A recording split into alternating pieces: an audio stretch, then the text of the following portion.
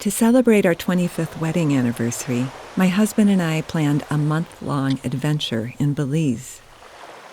In my travel journal, I noted every gorgeous sunset and each howler monkey scrambling through the treetops.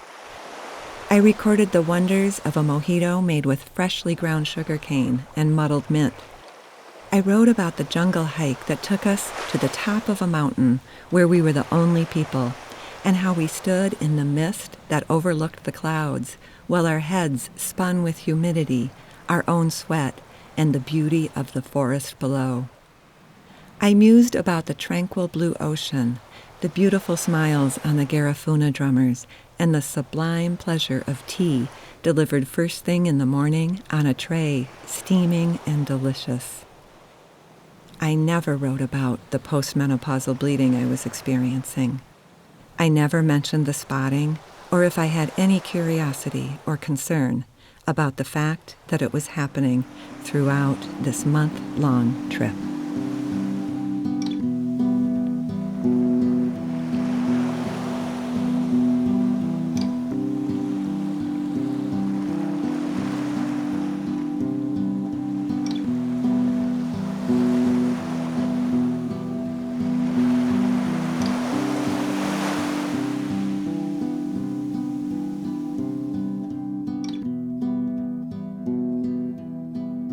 What do poets write about? Most of them write about their lives, and that's what I've done. And I guess this just seems like an extension of that to me.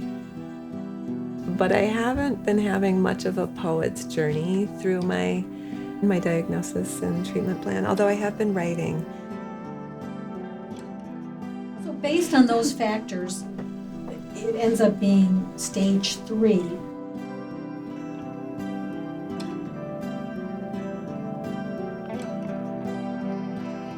I hope that when I write my blog, with still a poet's sensibility. I've heard that, so I'm just going to take it. I'm going to take it for that. Which in a way is good. Oh, that's like beautiful. But the one poem that I have written, I've refined, and I'm calling it finished. It's called Buoyant, and it begins with a little quote by Rumi. Buoyant.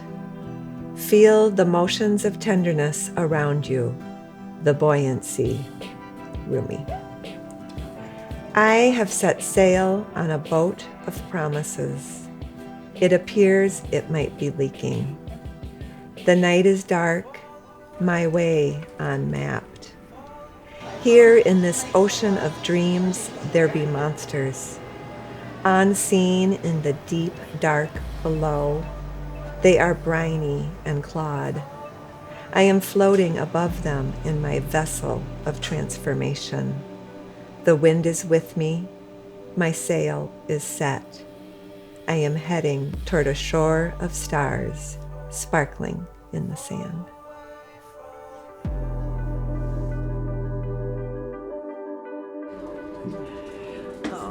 I know, I can just like wrap up and like these things.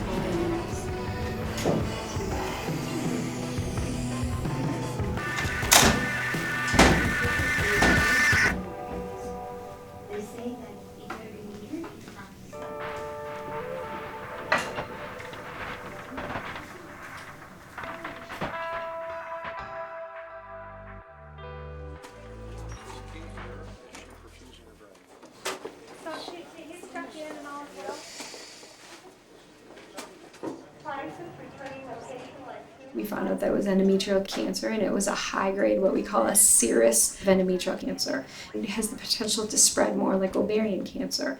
And when I say spread like ovarian cancer, it means it can spread to the upper abdomen, it can spread to the lymph nodes. So when we did your surgery, we took out portions of the omentum. We took out the lymph nodes, and as well as the uterus, the cervix, the fallopian tubes, and ovaries to make sure there was no cancer that had spread to those areas.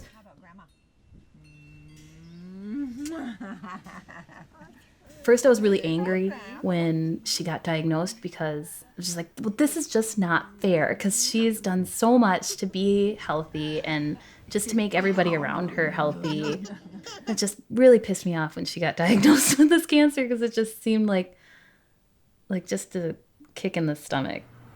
I believe I had my biopsy on April 30th. They had to go in through the cervix and take lots of cells from the lining of my uterus because it was the endometrial lining that looked so problematic. So that was on the 30th of April, Wednesday, and he said it would take like a week to get results. And I got a call that Friday at 5 from my primary saying that it was cancer, and it was, it just was mind-boggling. I did not really anticipate that. I knew that there was something going on. I knew it wasn't good. I didn't feel overly optimistic about it, but I never anticipated that A, it would be cancer, and B, it would be this extremely rare cancer that is very aggressive, serous carcinoma. It just left me sitting there with that information. And it was a hard weekend. 6 months previous to my mom's diagnosis, I just had a really close friend pass away. And when she told me, it all kind of did, revert back to Morgan and his passing and his battle with cancer. And I immediately tried to block that from my mind. Everything was in fast motion. They scheduled her hysterectomy right away. They allowed her to take her phone so she could listen to music. She started taking selfies, being wheeled on the gurney to the operating room. She was feeling no pain. It was the whole beginning of everything. And it was just still trying to get over the disbelief of that this was our reality.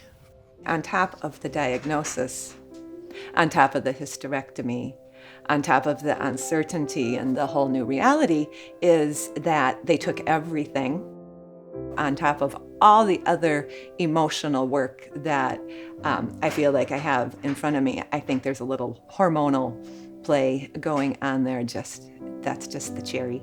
That's just the cherry on top of the sundae. She's so healthy and so positive, but I'm kind of starting to tell myself all of that's going to pay off when she starts the chemo and when she has to do the radiation, because she's really given her body the best chance at being healthy besides these stupid cancer cells.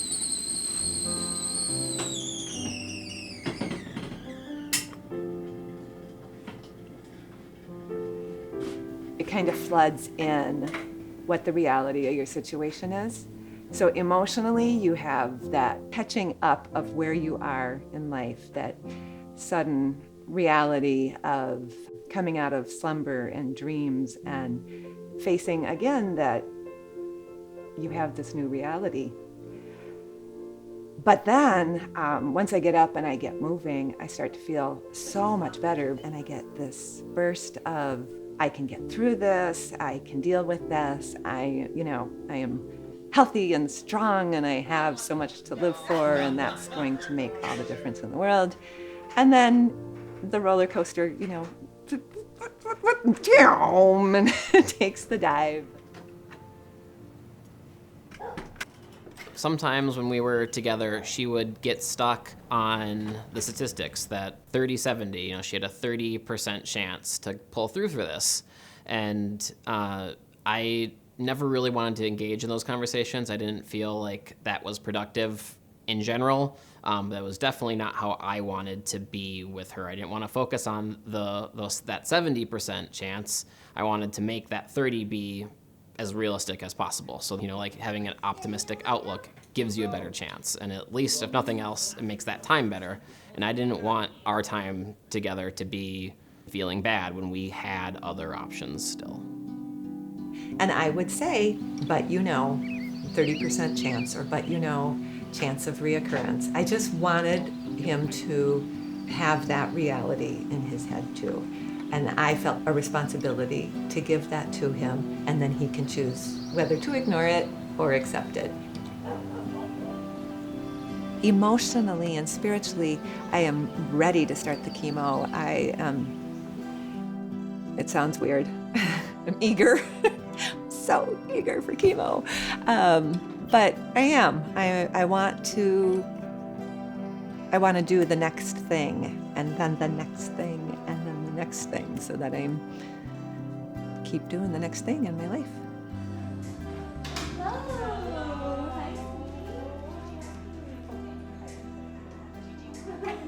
I know it's advised to have the hair shorn before it starts falling out. I can't imagine waking up and having, just a huge clump of really long hair. I just think the visual of that would be a little, rough on the heart. So I will get it cut. I just haven't figured out how, when and where. I fantasize a little bit about doing something fun with that, but we'll see. That is so cute.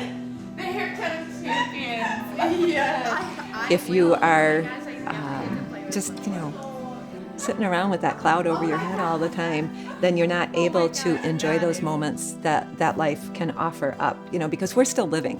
This isn't, we're not on pause here.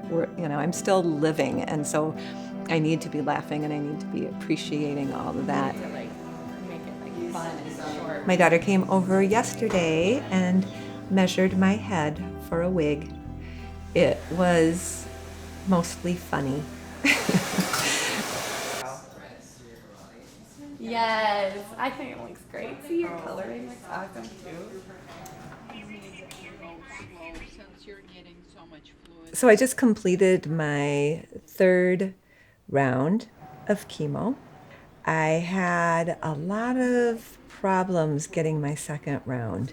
I would go in, be all prepared. I felt good. I was healthy. I wasn't feeling like I was getting sick. It was 3 weeks beyond the first chemo, and sat down in the chair fully expected to get chemo. And my blood counts were low, specifically the neutrophils is what they worry about. You're going to get sick if your neutrophils are too low. So they sent me home and said, rest up some more, come back next week. Not really until I, lay down in bed that you just kind of I don't know, have a moment to think. And, lately, a lot of what I'm thinking about is just my mom and how much I love her. And, I still am at a place where all I'm really thinking about is I just don't want this to be happening. I don't want her to be going through this. And it's still it's just very unfair. And I try not to think about imagining my life without her because, for one, everybody says as the support system, you have to be positive, just really be positive. But it's hard to not think about that because this cancer does really suck and is very aggressive and the recurrence rate is high. And so part of me does think about that. And I think about how am I going to have what if she's not alive when Stella's a teenager and I'm going to have no clue what to do. So thinking about living life without her makes me very sad. For me, it's just been kind of like the AA thing, one day at a time. You bite off little bits and deal with it a little bit at a time. So the 3rd week then I go in, so that's actually 6 weeks out from my first chemo. And my neutrophils are at 1.2, which is where they were the first week I had gone in and got sent home. And they just decided to go for it. And I was totally on board to go for it, even with those low neutrophils. So then that was my 2nd chemo, and I had to have this Neulasta shot. And what it does is it basically makes your bone marrow crank out more white blood cells and more neutrophils. And it's a bit of a painful process. With that 2nd round of chemo, I didn't get sick until the 4th day. But man, did I got really sick. I had the total fatigue, which basically feels like you're dragging a 20-pound weight from, every finger and toe and shoulders. And then I had all the bone pain from the shot. So I had bone and joint pain. It felt like triple flu or something. Everything was super achy. And then, of course, I was nauseous and dizzy. I get dizzy. I get a lot of dizziness with my chemo. Oh, and I had diarrhea that was getting me up 5, 6, 7 times a night. Until I got that under control, I had a ton of sleeplessness. So I was exhausted physically, emotionally, mentally. I was in pain. I was sick. And it makes it especially hard to process emotions too, particularly when you're so exhausted. I mean, it's just kind of a special sort of torture.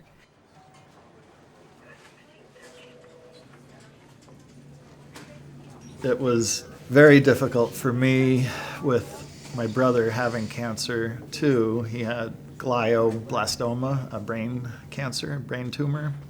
Felt torn that, my wife's going through her cancer treatment. My brother is in the hospital and not looking good, and wanting to be there with him, but wanting to be here with Jeannie. And it was just, just felt like bombardment from all sides.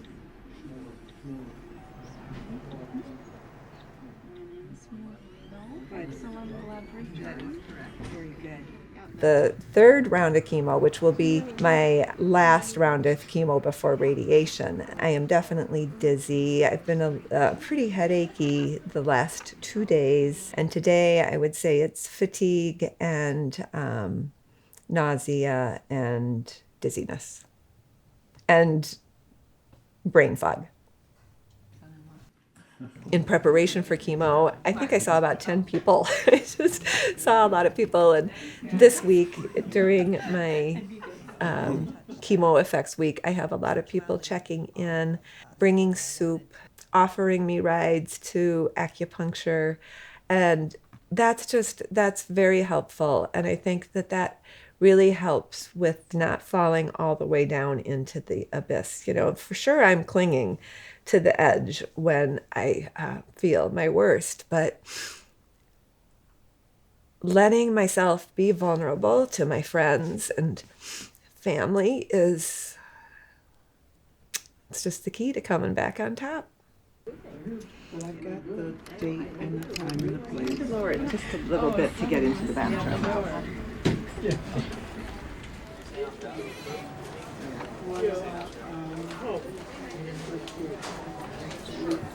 I have a couple of things that are my just go-to mantras or things to tell myself. I keep them pretty simple, but one is, I have everything I need.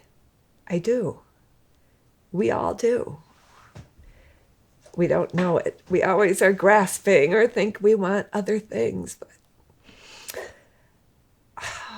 sorry. My brain's going sideways. I have to take a breath. I actually think it would be better for another time, but my sister telling me when she was here, and she had read that study I've told you about, and she's telling me, you have every reason to believe you'll be in the 30%. See, now I've opened the floodgates. So that became one of my mantras too. Sorry.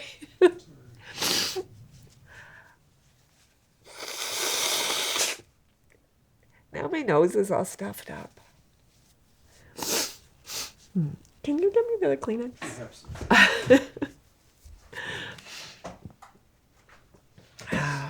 Okay.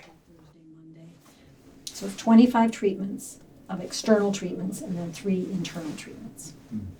So that's the 6th week. Yes. You have another trip? No, just So my future, just kind So of plotting it out So in my the brain. side effects. 9 weeks of chemo, 6 weeks of radiation, and 9 weeks of chemo. It's a sandwich. Maybe some diarrhea, but usually it's around the 3rd week that. as good as all the doctors are and everything, and it's just To me, it just seems like we're still in the dark ages with cancer treatment. It's barbaric. I mean, the treatment it's terrible. Chemo and radiation, both are just poisoning the body, trying to kill the bad stuff with the good. There are some possible long-term side effects of the radiation. I think we talked about them before. One thing is there can be scar tissue that builds up. If it builds up in your vagina narrows down and can even fuse together. We don't want to let that happen. So I'm going to give you this dilator you need to use every day. Natural dilator? Natural dilator is good too. That works. On the days you have intercourse, you don't have to use your dilator. And his penis won't become irradiated? No, you're not radioactive. That's With a good like thing. Spider-Man. I'm sorry. You know, he's just got to make some jokes at it, right? So what's going to happen here, JD, is the table's going to move in and out a couple times. We'll do a little work on the computer, come in, put some marks on your skin with a Sharpie. Then we'll get you down, send you to the restroom, come back in, get you back on the table, do a short scan again, and then the tattoo is at the end. Okay. From here on out, hold real still, breathe normally. We have a camera on you, so if you do need something, holler. There shouldn't be any trouble, okay? The truth of the matter is, we really are alone. This is not said in anger or desperation. I'm not looking for reassurance, but it is the truth. I am here alone, in my heart, my head, my body, with the diagnosis of cancer. And although it will affect other people, I am going through it. Through the wondering, the waiting, the probing and pictures, the cutting, and the chemicals alone.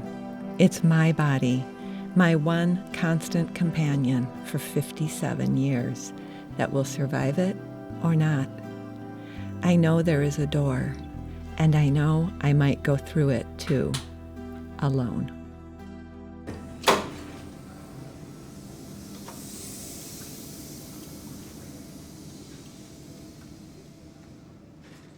One of the biggest surprises to me about my radiation was how sick I was, and how sick I was from the get-go. By the 4th week and the 5th week, I was very fatigued, and I came to learn that fatigue doesn't mean that you're real tired.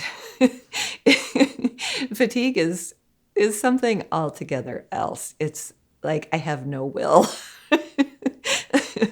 There were points during radiation where I got pretty despondent.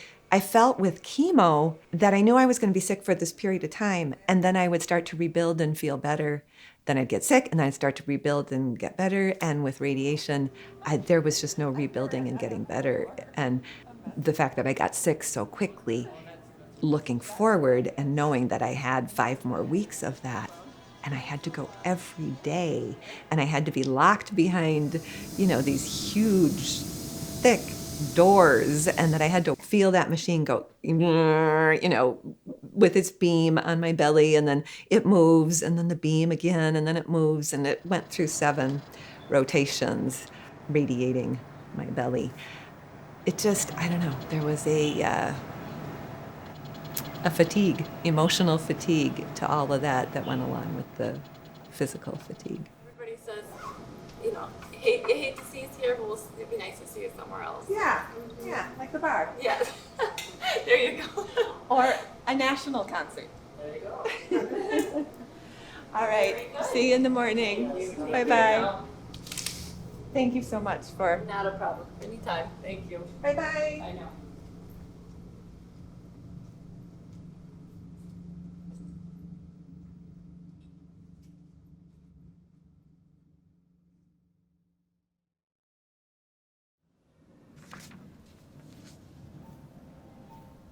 Everything was off kilter.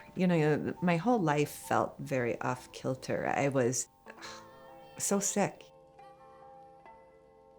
You just feel like all the time, just awful, and everything being pretty achy. My body was feeling really fatigued. It's hard to be 4 weeks out from radiation and really get into the heart of how sick I was, because I don't feel it now. It's hard to remember, but I was just so sick all the time. At one point, I called up my sister, who is the one person that I'll say, this is all so fucking awful, I can't do it, to. I'm not gonna say that to my kids, and it's just feeling like it was so relentless. And she talked me down. She talked me down from from jumping off the building of no more radiation. But I didn't want to do it. I was at, like, I don't remember when it was, the end of the second week, the middle of the third week. I just wanted to quit. And I don't know that I ever would have, but just having somebody say, you can do this. Whatever you have to do to get through it, do it. If that's taking meds, do it. If that's being a blob, be a blob. I just wanted to quit. But I didn't. I got to ring that bell. And ringing the bell for how hard it was, it just was all the better to be finished with it.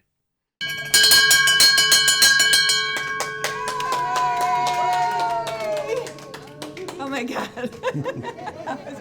I feel so lucky to have just had so much incredible love shown my way throughout my diagnosis and my treatment. And I just feel like everybody has been so well intended, and I've received so much love.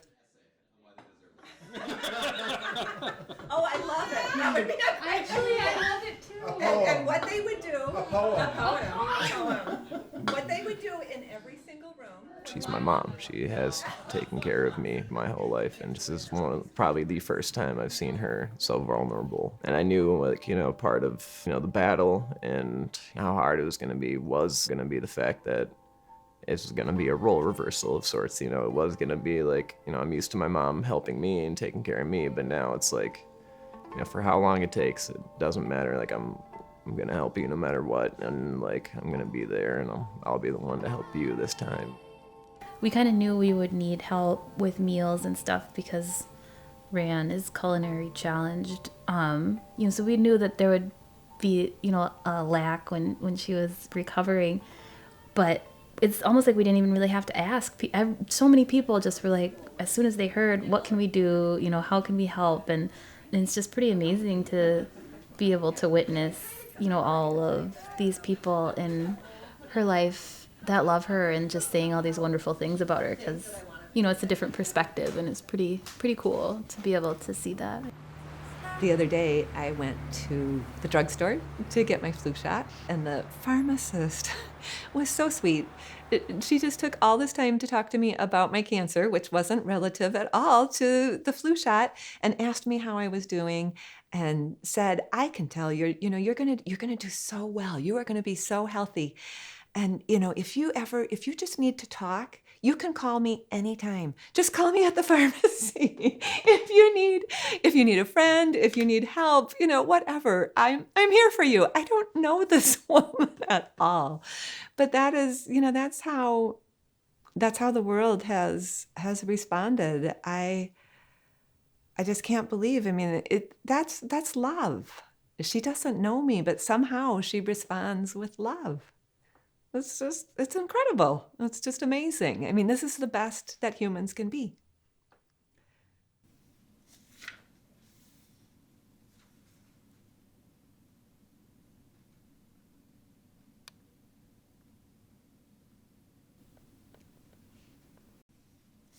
You never know what's gonna necessarily resonate with you at any particular time in your life, but my dear friend Will, who I am working with on this film, gave me a Rilke book, and it's been like my Bible. It's been like my poetry Bible throughout my whole journey. It's helped me so much, and how he knew, I don't know, but it has been key to keeping me balanced, keeping me in the light, keeping me in praise, and keeping me in poetry. It's a spiritual poetry. It's so much in line with my thinking. And in fact, I hope not desecrated the book, but I've written right in it in response to something that Rilke says. I've written my poem right there on the same page. That's kind of audacious, isn't it? I think one of the most surprising things for me going through cancer treatment was the love and support from community, family, friends, even strangers. My quest throughout treatment was to keep my head above water. Bye, honey. Bye. Have a good day. Yep. Love See you tonight. You should say you love me. I love you too.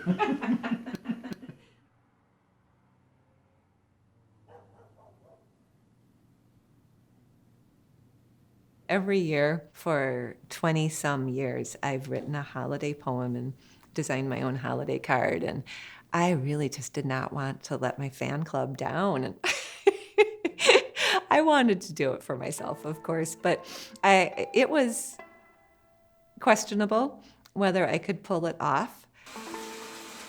One day I was taking a bath and the bathroom shade was up and the sun was streaming in, and there were all these little motes of, all these little dust particles or whatever in the ray of sun shining right in front of my face, and then the steam rising up from the hottest bath water I could possibly have. So the steam rising up and the sun coming in, and then this whole dance of light particles, and that was it. I had my poem right then. We know our lives converge, mothers and children, lovers, maybe even strangers at a stop. When we touch, our cells become molecules of water dropped into a vast pool. I receive you now into my body, into this being that commemorates you, restores and sustains you. And then once again, you do the same for me, until finally we flow together, cell by beautiful, familiar cell. These both happen after. So the sodium chloride is the one to flush it out? Yep. There we go.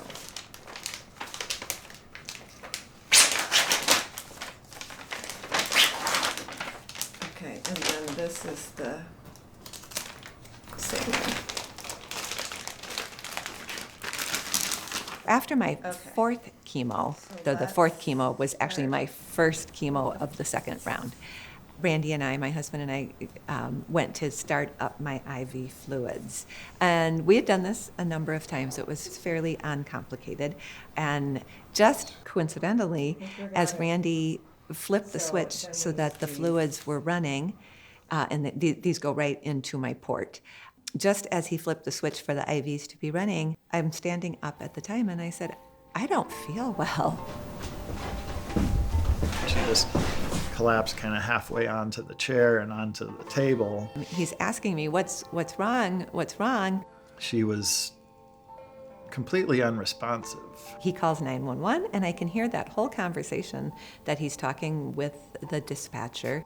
You know, my brother had seizures. In the back of my mind that, oh my God, he's got brain cancer and he's having seizures. Now Jeannie's having seizures, and it just was freaking me out. Then we spend the entire day in emergency, 8 hours.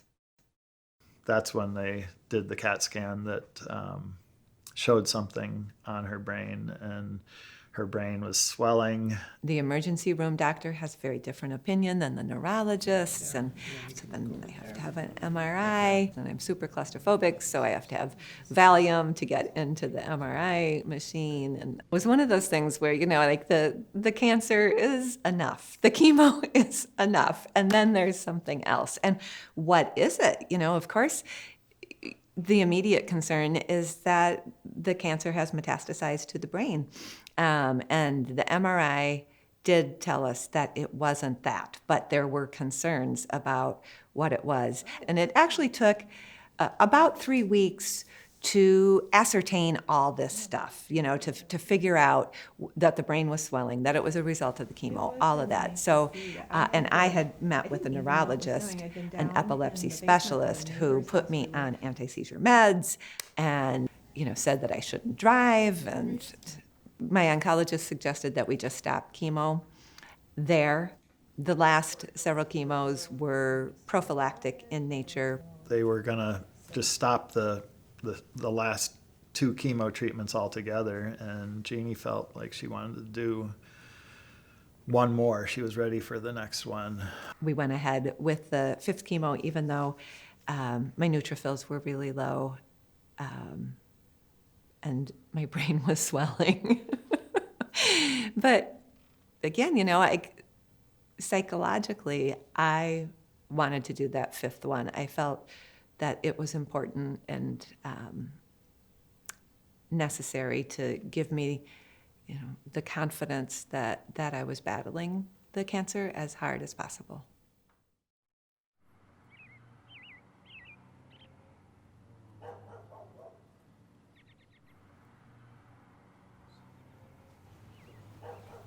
One struggle I have is with lymphedema. My lymphedema is just in my right leg. It is a result of surgery and radiation. They took lymph nodes out of that area and then also radiated it, so it's pretty compromised. And I had to wear a compression garment from ankle all the way up to the top of the thigh. When it first happened, I had a couple of pounds of fluid in my right leg. It made me tired, it was awkward, it was uncomfortable. When people say, "Oh my God, you've done it. You're all better." It's like, it's like I got my driver's license or I swam the English Channel and this thing is done. It's like this thing is finite. It's never finite. It's infinite. In fact, I will be living with cancer for the rest of my life, and I will be living with the fallout of chemo and radiation for the rest of my life. Sometimes it feels like there's a bit of a scary movie soundtrack. I feel like the music is playing, but the bad guy never jumps out. Obviously the bad guy's cancer. But when I feel these little pains in my belly, and I do feel them, I feel odd sensations. I had a hernia repaired, and I know that there's scar tissue in there making feelings.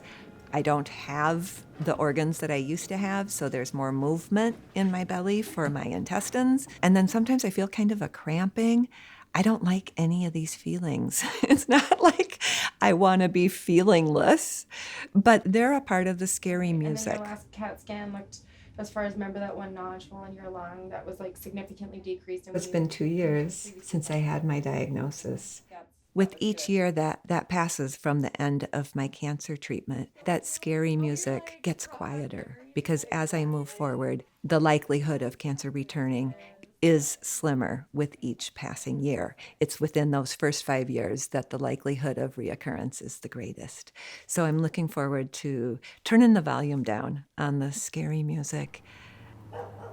One time recently, when I was sharing with my husband about the aches and pains in my belly, I mentioned that if there was something going on, it doesn't really make any difference because I wouldn't treat it. And I think that shocked him. And then I just said, "Whoa, let's just stop. Let's just close that door. There is just no reason to go and have that conversation right now." But I felt the abruptness of what I said to him was pretty shocking.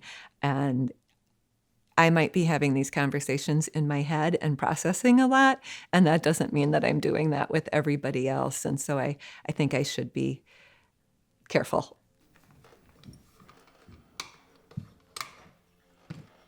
I am still learning to live fully in the in-between spots. While Randy says I could take Ativan, I think he was only half joking. I think instead I will do my best to have the most ordinary days possible. The lovely commonness of a life that is so loved.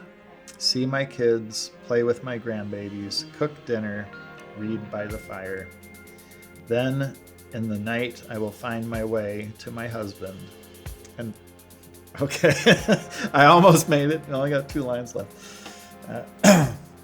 Then in the night, I will find my way to my husband, and together we will journey through whatever the darkness holds, in order to continue to love this world, love this world, love this world. Almost made it. Yeah, she's pretty amazing, isn't she?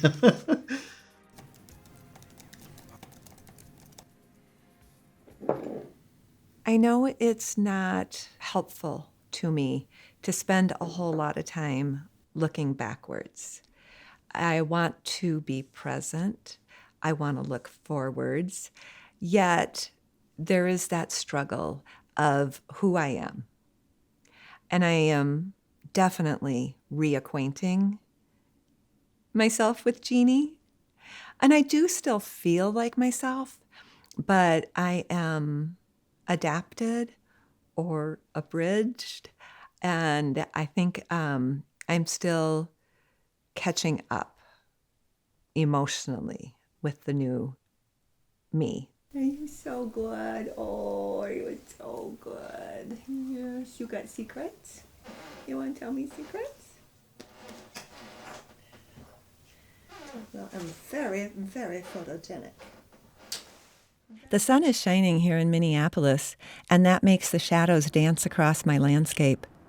The sun is so very welcome, but as I walked along the creek today, I felt myself equally in the shadow, even though in my heart I walked in the glory of the sun. It is an apt metaphor and an apt theme song for me, because literally and figuratively I am finding my way through both shadow and light in this old new old body of mine. I wanted very much just to be normal. I wanted to be back to, or at least in the vicinity of, the old me, the one I was before the intersection of Jeannie and disease, before 8 months of treatment for cancer, before the absurdity my life became. I am in the sunshine. I am in the shadow. I am in the light. The shadow. The shadow and the light. I have to manage my stress. I have to not overdo. I have to find my times for meditative walks. I have to write. I have to turn to poetry. I have to say no. Oh my God, saying no. That's still a huge issue. It's hard to say no. I still want to be that yes person. Even I struggle to accept that I am not that person that I was. So everybody else is looking at me and say, wow, you're all better. Well, I do that too. But I am the one that suffers when I forget. So I try to keep myself in line with my abilities now.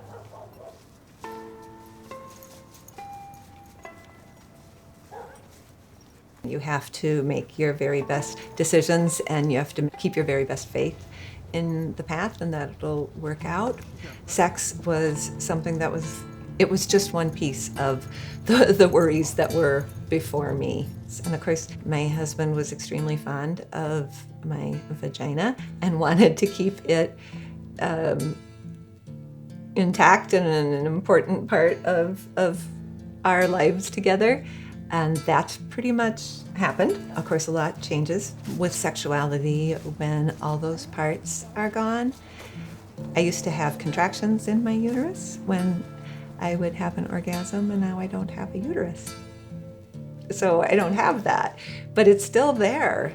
And in some ways, it feels almost stronger, but less focused. Weird, but it's pretty delightful.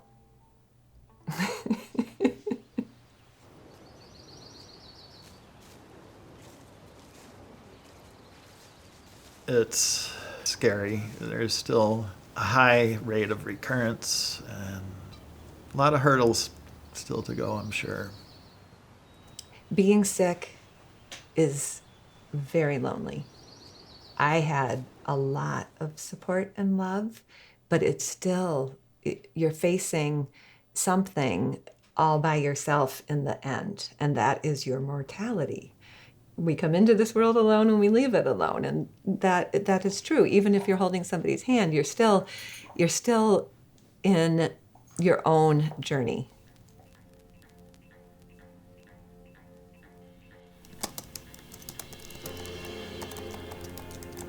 It doesn't matter where it's coming from as an experience or reference if it's coming through you. And that's what truth is made of. It's been really wonderful to be writing with Jay Otis, who is a dear friend from years back and a fabulous poet. It's been great to be collaborating with him in this way, both poetically but also spiritually, because we're both having a unique health journey, and we have a perspective, I think, that is informed by that journey. Trying to tell my story. I know Jeannie Picos from years ago. I'm not sure whether we met first on Right on Radio or at the Powderhorn Writers Festival or some other event, but we've been intersecting and meeting each other for at least 20 years. Over those years, we have done work together, and since then we have become very good friends. Jeannie and I are poets, and so the ways that we communicate with each other is often wordplay. He mentioned that we should write a poem together, although I think how I interpreted it and how he interpreted it was different, but the end result is that we're writing a collaborative poem. And he started and sent me something, and then I wrote a poem. When flowers are cut and gathered into bouquets, time and gravity eventually makes fallen stars. It was also inspired by a poem by Sekou Sundiata called A Kiss in Deep Time. And he said, suppose I was dreaming not about you, but for you, in your behalf. Would you be interested in my methods? And so from that, I came up with, well, instead of praying for her, I'll pray to her. And it would be another way of using that kind of meditative consideration and add a devotional level to how I was thinking about her. We are closer now, like the letters of a word or the lines in a poem. Our bodies are mapping a future unknown to us. Together, separate, things mutate, solar systems fluctuate. We can man our vessels, we can chart our course, but no one guarantees arriving alive.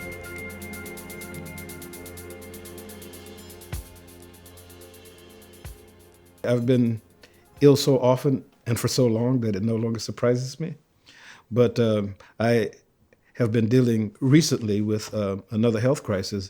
And in the general public, in polite society, there are really not places for those stories. When we suffer, one of the ways we find relief is to be able to tell the stories of what we have survived. Forever in my mom's life, ever since I had any consciousness, any memory, Mom has read a lot and has written poetry. For Mom, it's as vital as eating and breathing. It's almost, I think poetry is like her sixth sense. It's another way that she interacts with the world. I think every major event in her life, and probably most of the minor ones, have a poem about them. I think that my days of treatment, my days of cancer treatment, really brought an awareness to my life of life and death, and that I was sort of in the middle of this teeter-totter with life and death bouncing me around, and it was really up to me to do my best to keep my balance. As a poet, I think I can explore that duality better. I can explore it better as a poet than I can as a mother a grandmother or a wife or a sister or a friend. It's sort of like when you go to church or you go to synagogue or you go to the woods or wherever you commune with some higher spirit. You don't necessarily do that in your everyday life. I mean, sure, we want to, but we have other things on our plate. But when you have those moments to go and be reflective and to be quiet and to talk to God or to talk to the trees or to talk to the universe, those are the times that you can explore your place on the planet. You can explore that duality. I don't think it's as easy to explore it in everyday life. And so my church is that poem, and that's where I can explore my duality is in my writing. I can explore what it means to be alive and what it means to let go of life. But Jeannie, the mother, the grandmother, the friend, the wife, etc., she's really pretty focused on being alive and wanting to be in the living world.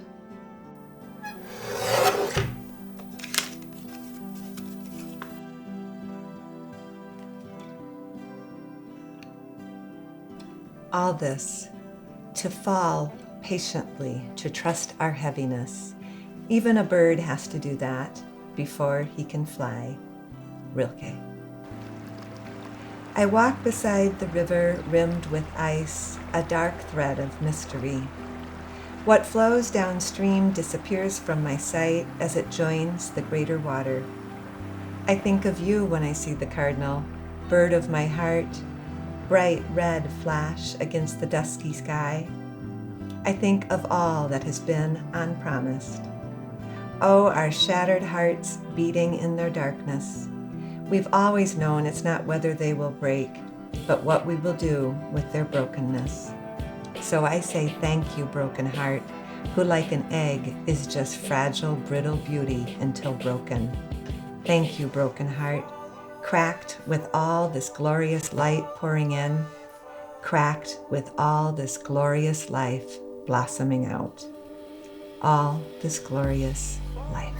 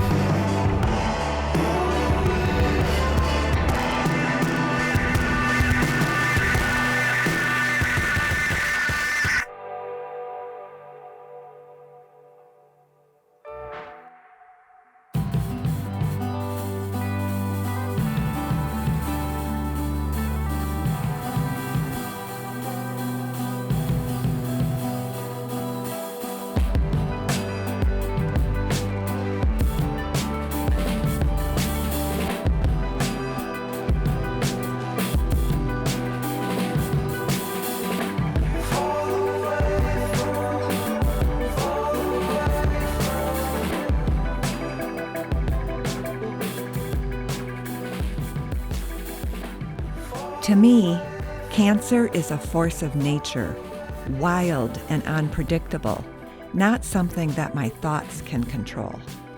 That 30% rate really dogged me early on. Mantras quieted my mind, gave it a prayer cellar in which to nestle. I have all I need is in essence my most basic truth. Remember when my sister said to me, "You have every reason to believe you will be in that 30%. There it was, like a prayer. I try to believe that now, in my bones, my muscles, in my heart, and in my soul.